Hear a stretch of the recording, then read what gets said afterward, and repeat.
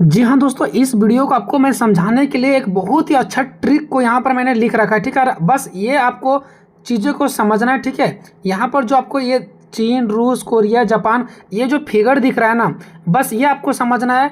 ठीक है, कि बीच में कोरिया है, बाकी साइड साइड में क्या है, चीन, रूस, जापान है। उसके बाद ये जो क्वेश्चन है ना दोस्तों, आपको कहीं भी कोई दिक्कत नहीं होगा। बस 2 या 3 मिनट लगेगा हमको इसको समझाने में। अगर ये आप समझ गए दोस्तों, तो हमेशा के लिए आपके माइंड में ये सेट हो जाएगा।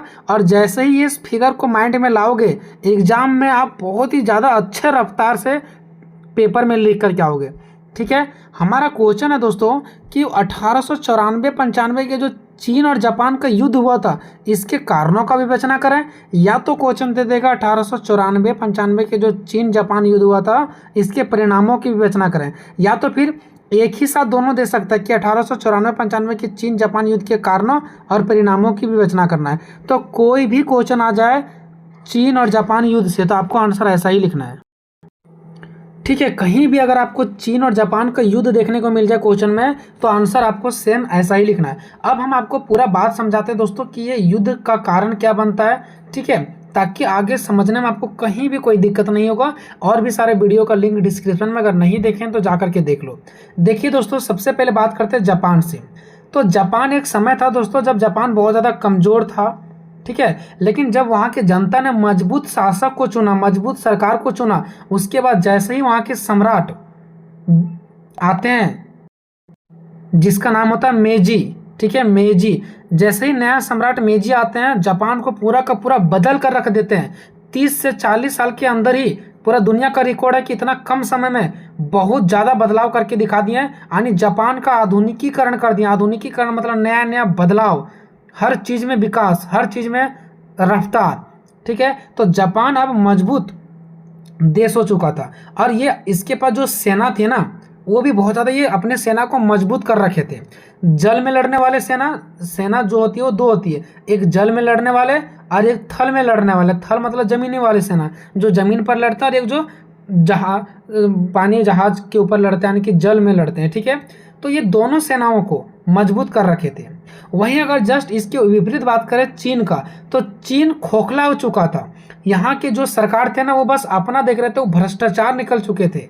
ठीक है, और इनके जो सेना थी ना, वो धीरे धीरे कमजोर हो रही थी। ठीक है, ये बस आपको समझना है। बाकी रूस बस एक यहाँ पर नाम लिया गया है। और ये सभी के बीच में आता है कोरिया, ये भी एक देश है दोस्तों। ठीक है, तो देखो, कोरिया जो देश है ना, वो बिल्कुल बीचों बीच में आता है। चीन इसके बगल में, रूस भी इसके बगल में, और जापान भी इसके बगल में आता है। ठीक है, अब ध्यान इस बात को रखना कि जापान पहले कमजोर था, लेकिन अब ये मजबूत हो चुका है, और इसका जो सेना है वो भी मजबूत हो चुका है। तो जापान अब चाह रहा है कि अपने हम सेना को कोई देश से युद्ध करके टेस्ट करें कि क्या हमारा सेना वास्तव में मजबूत हुआ है या नहीं हुआ है। ठीक है, जापान देखना कितना ये युद्ध करने के लिए इसके अंदर याग बबूला हो रहा है। ठीक है, तो इस प्रकार से ये हमारा है दोस्तों चीन, रूस, कोरिया, जापान। ठीक है, अब जापान जो है ना, वो कोरिया से सटा हुआ है। ठीक है, और जापान को इस बात का डर होता है कि अगर चीन जो है अगर कोरिया में आ जाते हैं, या तो फिर रूस अगर कोरिया में आ जाते हैं, तो वो हमारे बहुत करीब आ जाएंगे। और हो सकता है बाद में फिर हमारे ऊपर वो क्या कर देंगे, हमला कर देंगे। क्यों? क्योंकि चीन और जो कोरिया ने, दोनों के बीच बहुत ही अच्छा संबंध है। कोरिया की सरकार और चीन की सरकार एक दूसरे को मदद करते हैं। अगर कोरिया पर कोई विपत्ति आता है, अगर कोई भी विपत्ति आता है कोरिया पर, तो इसी का सटा हुआ चीन है, तो चीन इसको क्या करता है, कोरिया को मदद करता है। इसके बदले में कोरिया सरकार जो कभी कभी चीन सरकार को बहुत सारा टैक्स भी देता है, पैसा देता है उसको। मतलब ये दोनों का दोस्ती बहुत अच्छा है। तो जापान को इस बात का डर होता है कि अगर ये दोनों का दोस्ती बहुत अच्छा है, तो हो सकता है बाद में चीन यहाँ घुस जाए, और यहाँ पर घुसेगा तो ये फिर हमारा नज़दीक हो जाएगा, तो फिर इस बॉर्डर के माध्यम से वो हमारे ऊपर हमला करेगा। कोरिया का इतना हिम्मत नहीं कि वो मेरे ऊपर हमला करे, लेकिन हो सकता है चीन यहाँ पर घुस जाए, या अगर चीन नहीं घुसेगा तो हो सकता है रूस यहाँ पर घुस जाए, ये हमारे ऊपर हमला कर दे। इसीलिए जापान अपने जो सेना है उसका भी टेस्टिंग करना चाहता है, और वो चाहता है कि कोरिया को हम क्या करें, जीत लें, और ये हम अपने में मिला लें। और जो चीन और कोरिया के बीच इतना अच्छा दोस्ती और संबंध है ना, इसको हम तोड़ दें। और फाइनल यही डिसीजन होता है दोस्तों कि ये कोरिया को भी लूट लेते हैं और चीन को भी लूट लेते हैं। ठीक है, क्यों? क्योंकि देखो, चीन और कोरिया का गहरा संबंध था, ठीक है। जब भी मदद पड़ता था तो यहाँ के लोग यहाँ आते थे, यहाँ सेना भेजा जाता था, ठीक है। अगर कोरिया को कभी भी सेना की जरूरत पड़ता था तो चीन सरकार यहाँ पर सेना को भेज देते थे, ठीक है। अब एक समझौता होता है दोस्तों, उस समझौता में ये कहा जाता है कि अब अगर चीन यहाँ पर कोई भी सेना को भेजेगी तो जापान को इन्फॉर्म करेगी, मतलब इसको जानकारी देगी कि हम यहाँ पर सेना को भेज रहे हैं। या तो फिर अगर जापान कोरिया में अगर कोई सेना भेजती है तो चीन को बताना पड़ेगा कि हम कोरिया में क्या कर रहे हैं, सेना भेज रहे हैं। मतलब बीच वाले देश में अगर कोई भी देश अपने सेना को भेजेंगे तो बाहर वाले देश को बताना पड़ेगा, ठीक है। इतना समझौता हुआ तो थोड़ा सा राहत जापान को मिला, क्योंकि जापान को जो यहाँ कदम रखने के लिए नहीं मिलता था, कम से कम अगर आप चीन जो है अगर यहाँ पर अपने सेना को कम से कम भेजेगी तो कम से कम जापान को तो बताएगी कि हाँ हम यहाँ पर क्या कर रहे हैं, सेना को भेज रहे हैं। अब दबदबा जापान का धीरे धीरे कोरिया के ऊपर बन रहा है, ठीक है। अब क्या होता है दोस्तों, कोरिया के अंदर ही अपने आप में एक युद्ध होता है। जैसे वहाँ के किसान लोग जो थे ना, कोरिया के किसान लोग बहुत ज़्यादा परेशान हो चुके थे, क्योंकि कोरिया के सरकार उसके ऊपर बहुत ज़्यादा टैक्स लगा दिए थे और किसानों को उस प्रकार से फसल हो नहीं रहा था। तो किसान के लोग अंदर ही अंदर अपने देश के अंदर आंदोलन करने लगे। हर एक देश में ऐसा होता है, हमारे भी देश में ऐसा होता है, जब सरकार कुछ हमारे बातों को नहीं सुनती है तो आंदोलन करते हैं। तो यहाँ पर आंदोलन किसान लोग करने लगे। इतना बड़ा आंदोलन हो गया कि कोरिया के सरकार उसको संभालने में नामुमकिन हो गए, ठीक है, नहीं संभाल पाए। तो कोरिया के सरकार चीन से मदद लिए कि चीन के सरकार को ये बोले कि आप अपने सेना को हमारे यहाँ भेज दीजिए ताकि किसान के आंदोलन को शांत किया जा सके। अब चीन अपने सेना को यहाँ भेज देते हैं और चीन जापान को सूचना भी दे देते हैं कि कोरिया में ऐसे ऐसा मामला है तो हम वहाँ पर अपने सेना को भेज रहे हैं, आपको घबराना नहीं है। अब जापान तो इसी चीज़ की तलाश में था। अब चीन यहाँ पर जितना सेना को भेजें उससे डबल जापान यहाँ पर अपने सेना को भेज दिए, जबकि जापान के सेना को वहाँ ज़रूरत नहीं था, लेकिन चीन के डबल जापान के सेना को वहाँ पर भेज दिया गया। उसके बाद जब कोरिया के किसान लोग देखते हैं कि यहाँ पर चीन की भी सेना पहुंच चुके हैं और जापान की भी सेना पहुंच चुके हैं तो वो लोग डर गए। तो किसान लोग जो आंदोलन कर रहे थे ना, वो आंदोलन शांत हो गए और वो अपने देश में कोरिया के साथ मिलकर के, अपने सरकार के साथ मिलकर के रहने लगे। अब चीन कहता है कि चलो हम अपने सैनिक को वापस ले आते हैं, ठीक है, और जो जापान तुम अपने सैनिक को यहाँ पर लाओ वो भी तुम क्या करो, वापस लेकर के चले जाओ। लेकिन जापान मानने के लिए रेडी नहीं है। जापान कहता है कि नहीं, मैं वापस नहीं जाऊँगा, यहाँ पर मैं आया हूँ तो एक एरिया को अपने कब्जा में करके जाऊँगा। देखो ये ज़बरदस्ती वाला बात हो गया। तो जापान ज़बरदस्ती कोरिया का जो राजधानी है उस शहर के महल पर कब्जा कर लेता है और अपने आदमी को वहाँ पर खड़ा कर देता है। यहीं से युद्ध शुरू हो जाता है और युद्ध में जापान जीत जाता है। अब आगे देखिए दोस्तों, आगे मैं बस आपको पढ़ करके सुनाएंगे, आपको कहीं भी अब कोई दिक्कत होने वाला नहीं है, ठीक है। रूस बस इतना ही आया यहाँ पर कि जापान को थोड़ा रूस से भी डर था कि कहीं रूस कोरिया में आकर के हमारे ऊपर हमला ना कर दे, ठीक है। बाकी जो मेन ट्विस्ट है, मेन कहानी है, वो यही तीनों के ऊपर है। देखो सबसे पहले भूमिका को देखते हैं। यह युद्ध मुख्य रूप से कोरिया पर नियंत्रण स्थापित करने के लिए एशिया की दो बड़ी शक्तियां चीन किंग राजवंश, यानी कि चीन के वहाँ के राजा का नाम था किंग राजवंश, और जापान जिसका राजा थे मेजी साम्राज्य, ठीक है। तो यह युद्ध जो था ना, वो कोरिया को अपने कब्जा में, नियंत्रण मतलब कि अपने कब्जा में करने के लिए दो बड़े बड़े देश चीन और जापान के बीच लड़ा गया था। ऐसे आपको लिखना है, ठीक है, कि यह युद्ध जो था वो कोरिया को अपने कब्जा में करने के लिए दो बड़े देश चीन और जापान के बीच हुआ था। सदियों से, यानी बहुत पहले से चीन को एशिया का बड़ा भाई या सबसे शक्तिशाली देश माना जाता था, ठीक है। यानी बहुत पहले से चीन को एशिया में बहुत सारे देश हैं, ठीक है, तो उनमें से चीन को सबसे बड़ा भाई या तो सबसे शक्तिशाली देश माना जाता था, लेकिन ये जापान से युद्ध हार जाते हैं, ठीक है। तो अभी तक चीन बहुत ताकतवर है, लेकिन इस युद्ध में छोटे से देश जो जापान, ठीक है, बाद में ये ताकतवर होता है और विशाल चीन को बुरी तरह हरा देता है। और इस हार ने पूरी दुनिया को चौंका दिया कि एक बड़ा सा ताकतवर चीन देश को एक छोटा सा देश जापान कैसे हरा दिया, ठीक है। तो ये एक आश्चर्यचकित वाली बात होने लगा। युद्ध के मुख्य कारण, सबसे पहला कारण क्या है, कोरिया की लड़ाई। कोरिया की लड़ाई क्या है सो देखिए, कोरिया की ऐसी जगह थी, कोरिया एक जो था वो एक ऐसी जगह था जो चीन, रूस और जापान के बीच में पड़ता था। चीन पहले से कोरिया को अपना साथी मानता था, क्योंकि कोरिया की सरकार चीन को कर भेजती थी, कर मतलब टैक्स भेजती थी, और वो दोनों के बीच गहरा संबंध थी। किसके किसके बीच, तो चीन और कोरिया के बीच। फिगर को आप अपने सामने कॉपी में लिख लें, उसके बाद इस वीडियो को देखें, बहुत अच्छे से समझ में आएगा। चीन भी संकट के समय कोरिया के ऊपर हमेशा खड़ा रहता था, यानी कोरिया चीन को और चीन कोरिया को मदद करता था। दूसरी ओर जापान को डर था कि अगर किसी भी पश्चिमी ताकतवर देश किसको बोला गया, रूस को, अगर किसी भी तरीका से रूस कोरिया में कब्जा कर लेता है तो जापान की सुरक्षा खतरे में पड़ सकती है। ठीक है, वही बात है ना कि अगर मान लो रूस कोरिया पर कब्जा कर लेते तो जापान का मुसीबत बढ़ जाएगा, तो जापान को तो इस बात का डर था, इसलिए जापान कोरिया को अपने प्रभाव में लेना चाहता था। इसलिए जापान चाहता था कि उन लोगों से पहले हम कोरिया को हम ही अपने कब्जा में ले लेते हैं, है ना। अब देखो दोस्तों, अब होता क्या है, ये तो मैटर था, आपको पता चल गया कि क्या मैटर था वहाँ पर। अब जापान का आधुनिकीकरण होता है। आधुनिकीकरण मतलब जापान एक ताकतवर देश बनता है। ठीक है, 1868 की मेजी पूर्ण स्थापना, यानी जब मेजी पूर्ण स्थापना का मतलब ये जब मेजी सरकार दोबारा आती है, पूर्ण स्थापना मतलब क्या, दोबारा आना। तो जब मेजी सरकार जापान में दोबारा आती है ना, तो बहुत बड़ा बदलाव करती है और सेना को मजबूत करती है। ठीक है, तो इसके बाद जापान ने तेजी से अपनी सेना, उद्योग और तकनीकों पर आधुनिकीकरण कर लिया, मतलब बदलाव कर लिया। इसके विपरीत, इसके उल्टा जस्ट, इधर तो चीन अपना तरक्की कर रहा है, इसके जस्ट उल्टा अगर उधर चीन की बात करें तो जो चीन की किंग राजवंश था, कि वहाँ के जो सरकार था उसी को बोला गया किंग राजवंश।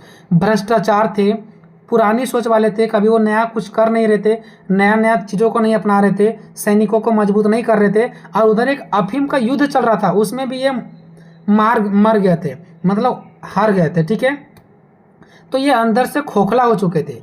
जापान अपनी नई सेना ताकत को आजमाना और साम्राज्य का विस्तार करना चाहता था। ठीक है, अब इधर से जापान क्या देखा कि जापान ये सोचा कि हम तो ताकतवर हो चुके हैं और उधर से चीन खोखला हो रही है। ठीक है, तो क्यों ना हम चीन पर कब्जा करें और एक बार अपने जो हमारा सैन्य ताकत है उसको आजमाएं कि हमारा सैनिक मजबूत हुआ है या नहीं हुआ है। और अगर हमारा सैनिक मजबूत हुआ है तो चीन को भी कब्जा कर लेंगे और कोरिया को भी कब्जा कर लेंगे अपने अंडर में, और इससे हमारा साम्राज्य का विस्तार होगा। साम्राज्य का विस्तार मतलब हमारा देश और बड़ा फैल जाएगा। ठीक है, तो इधर तो जापान मजबूत हो रहा था और चीन कमजोर हो रहा था। अब आता है एक तियानजिन समझौता। एक समझौता होता है तियानजिन समझौता, जो कि चीन और जापान के बीच होता है, क्योंकि ये दोनों का नज़र इसी पर था। ठीक है, तो इसी के लिए चीन और जापान आपस में लड़ ना जाए, इसके लिए एक समझौता होता है। लेकिन ये समझौता इन लोगों को लड़ने से बचाया नहीं बल्कि और लड़ा दिया। ठीक है, तो एक तियानजिन समझौता होता है। 1885 में चीन और जापान के बीच एक समझौता हुआ कि यदि दोनों में से कोई भी देश कोरिया में अपनी सेना भेजेंगे तो वह पहले एक दूसरे को सूचना देंगे कि हम भेज रहे हैं या तो हम भेज रहे हैं। ये चीज़ मैंने आपको पहले ही समझा दिया।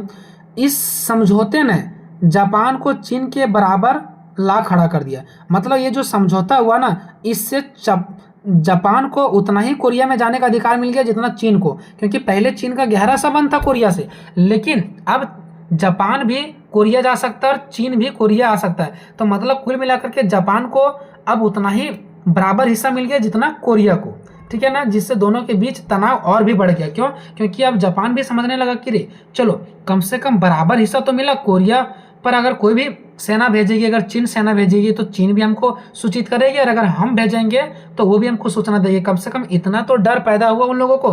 तो वही एक समझौता होता है तियानजिन समझौता, जिसमें कहा जाता है कि कोई भी अगर सेना भेजेगी बीच वाले देश में तो सबसे पहले एक दूसरे को इन्फॉर्म करना पड़ेगा, सूचित करना पड़ेगा। यही से जापान का हौसला और बढ़ता गया कि कोरिया में मेरा कोई नामो निशान नहीं था, कम से कम इतना तो मुझे लोग सूचित करने के लिए आएंगे, और धीरे धीरे अब हम इसी प्रकार से कब्जा करें। अब जो मेन ट्विस्ट और मेन कहानी आता है ना दोस्तों, ये यहाँ से आता है।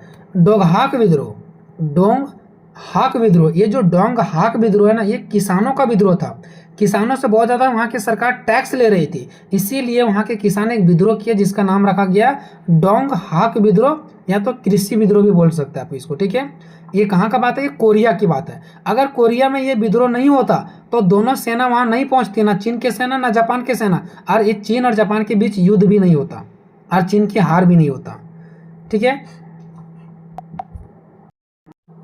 देखो 1894 में कोरिया में वहाँ के जो राजा है ना, उसके खिलाफ डोंगहाक आंदोलन आने की कृषि विद्रोह भड़क उठा, और वहाँ के किसान लोग ही अपने सरकार के ऊपर किए थे। कोरियाई राजा ने इस विद्रोह को दबाने के लिए चीन से सैन्य मदद मांगने लगी, यानी ये विद्रोह इतना फैल गया कि कोरिया के जो सरकार है ना, वो किसान के आंदोलन को दबा नहीं पा रहे थे, तो सेना की जरूरत पड़ा तो ये चीन से सेना का मदद लिए। ठीक है, चीन ने अपनी सेना भेज दी है। जापान को सूचित भी कर दिया कि हम अपने सेना कोरिया भेज रहे हैं। जापान इसी बात को तो सुनने के लिए तलाश में था कि कब वो अपने सेना को वहाँ भेजेंगे और हम भी अपना सेना को भेजेंगे और लड़ाई होगा, ठीक है ना। उसके बाद जापान ने भी अपनी भारी भरकम दोगुना आधुनिक सेना भेज दिया, मतलब जितना वो सेना भेजा उसका डबल आधुनिक सेना, मतलब नया नया सेना जिसको मजबूती के साथ तैयार किया गया था। जब किसानों ने देखा, कहाँ के, कोरिया के जो आंदोलन कर रहे थे, कि उसके देश में दोनों विदेशी सेना यानी चीन की भी और जापान के दोनों की सेना घुस गई है, तो उन्होंने देश हित में यानी अपने देश को बचाने के लिए कोरियाई सरकार के साथ शांति समझौता कर लिया और बोला किसान लोग वहाँ के कि अब हम आंदोलन नहीं करेंगे। क्योंकि जब दोनों देशों के सैनिक को देखा ना तो किसान लोग घबरा गए, तो उनका कहना था कि अब हम अपने सरकार के साथ शांति से समझौता कर लेंगे, आप लोग हमारे देश से यहाँ से चले जाइए, ठीक है। और किसान लोग जो आंदोलन कर रहे थे वो पीछे हट गए, यानी कि विद्रोह थम गया, रुक गया। विद्रोह खत्म होने के बाद चीन ने जापान से कहा कि अब आंदोलन खत्म हो चुका है, चलो हम दोनों कोई अपने सेनाओं को आपस देश में ले चलते हैं। यहाँ तो आए थे सेना को लेकर के ताकि इसका मदद हो सके। जापान तो युद्ध करने के लिए गया था, लेकिन चीन तो युद्ध करने के लिए नहीं गया था। तो चीन बोला जापान से कि चलो हम लोग अपना सेना को लेकर के चलते हैं, लेकिन जापान ने मना कर दिया और उसने सियोल जो कि जापान के ये कोरिया के जो था ना वो राजधानी था, ठीक है। तो ये अपने सेना लाने से वहाँ मना कर देते हैं और सियोल में, यानी कि कोरिया की एक जगह है सियोल, वहीं पर उसकी राजधानी में, ठीक है, उसके राजमहल को घेर लिया और वहाँ अपनी पसंद की सरकार बैठा दिया। कौन? जापान अपनी सरकार वहाँ बैठा दिया कि अब ये मेरा हो गया, ये जो राजमहल है वो मेरा हो गया। जरा सोचिए। इसके तुरंत बाद जापान ने कोरिया में मौजूद चीनी सेना और जहाज़ों पर हमला भी कर दिया। सोचो, वहाँ के जगह को अपना भी लिया और तुरंत जो चीन के सेना थी और उनके जहाज था उस पर हमला कर दिया। यहीं से प्रथम चीन और जापान का युद्ध 1894 से 95 के बीच शुरुआत हो जाती है और इस युद्ध में जापान का जीत भी होता है। जब ये युद्ध हो गया तो इसका क्या परिणाम पड़ा, तो पूरा दुनिया में हाहाकार हो गया कि जापान इतना छोटा देश चीन को हरा दिया और चीन इतना बड़ा देश हार गया, ठीक है। तो बहुत सारा इसका प्रभाव पड़ा। तो यह युद्ध लगभग 9 महीने तक चला। सोच लो, 9 महीने समय होता है। उम्मीद के विपरीत, यानी जो उम्मीद दुनिया वाले नहीं किए थे वो यहाँ पर हो गया। छोटे से देश जापान ने विशाल सा चीन को हरा दिया और जल और थल दोनों मोर्चों पर बुरा तरह से हरा दिया। जल मतलब जो जल में लड़ने वाले सैनिक है उसमें भी चीन को हरा दिया और थल यानी कि जमीन पर लड़ने वाले जो सेना उसमें भी चीन को हरा दिया, यानी कि चीन के सैनिक दोनों प्रकार के सेनाओं को हरा दिया, जो जल में लड़े उसमें भी और जो जमीन पर लड़े उसमें भी। कहीं के भी सेना चीन के मजबूत नहीं निकले। और जो ये पाल के रखे थे जापान अपने सेना को और टेस्टिंग करना चाह रहे थे वाकई लिए, तो में इसका जो सेना है वो मजबूत निकला। कोरिया पर चीन का प्रभाव खत्म। अब जो कोरिया पर चीन का प्रभाव था ना, पहले कोरिया और चीन के बीच बहुत ज़्यादा जो दोस्ती था वो खत्म हो गया। इस युद्ध के तहत चीन को यह मानना पड़ा कि कोरिया पूरी तरह से एक स्वतंत्र देश है, यानी कि पहले कोरिया के ऊपर चीन कब्जा कर रखा था ना, यानी कि जैसे बोलता था वैसे करता था।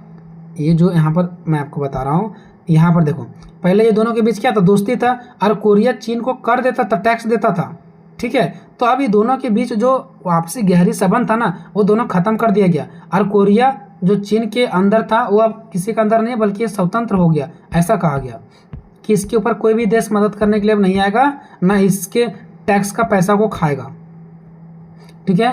तो अब पूरी तरह से जो कोरिया वो स्वतंत्र हो गया, किसी के ऊपर डिपेंड नहीं है, ठीक है, ना इसको अब कोई मदद करने के लिए आएगा। इसके साथ ही कोरिया पर चीन का सदियों पुराना प्रभाव हमेशा के लिए खत्म हो गया। कोरिया पर हमेशा से चीन अपना दबदबा बना के रखा था ना कि मेरा दोस्त है, ऐसे वैसे वो सब क्या हो गया, खत्म हो गया। और चीन के क्षेत्रों का भी नुकसान हुआ। कोरिया को तो नुकसान हुआ ही हुआ, चीन को भी बहुत सारा नुकसान हुआ। चीन को अपने कई महत्वपूर्ण क्षेत्र जापान को सौंपने पड़े, क्योंकि ये तो युद्ध में हार चुके थे।